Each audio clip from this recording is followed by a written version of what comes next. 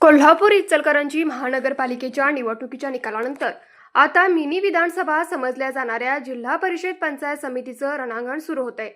उमेदवारी अर्ज दाखल करण्यास सुरुवात झाली असून 21 जानेवारी अर्ज दाखल करण्यासाठी शेवटचा दिवस आहे. सर्वोच्च न्यायालयाने स्थानिक स्वराज्य संस्थांच्या निवडणुका 31 जानेवारीपर्यंत घेण्याचे आदेश दिले होते. त्यानुसार नगरपालिका नगरपंचायतीच्या निवडणुका 21 डिसेंबरला झाल्या. आरक्षण मर्यादा ओलांडल्याने जिल्हा परिषद पंचायत समितीबाबत मात्र संभ्रम होता. राज्य निवडणूक आयोगाने 13 जानेवारी रोजी आरक्षण मर्यादा ओलांडलेल्या 12 जिल्हा परिषद व 125 पंचायत समितीच्या निवडणुकीची घोषणा केली. यामध्ये कोल्हापूर जिल्हा परिषद आणि 12 पंचायत समित्यांचा समावेश आहे. कालच महानगरपालिका निवडणुकीचा धुरळा खाली बसला असतानाच आता जिल्हा परिषद पंचायत समितीचं रणांगण सुरू होतंय.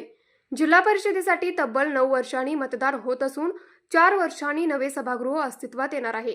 त्यामुळे या निवडणुकीविषयी ग्रामीण भागात मोठी उत्सुकता लागून राहिली. काही राजकीय पक्षांकडून यापूर्वी इच्छुकांच्या मुलाखती घेऊन चाचणीही सुरू करण्यात आले. 2017 मध्ये झालेल्या निवडणुकीनंतर पहिल्या 2.5 वर्ष जिल्हा परिषदेवर भाजपची सत्ता होती. त्यानंतर काँग्रेसने अन्य पक्षांसह मिळून सत्ता मिळवली. आता या निवडणुकीत ही सत्ता कायम राखण्याचं आव्हान काँग्रेस समोर असणार आहे.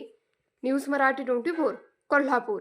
हे आहे गोकुळचं श्रीखंड. अगदी जिभेवर रेंगाळणार. जिभेवरच नाही तर मनावरही रेंगाळणार. गोकुळ श्रीखंड, मनावर रेंगाळणार.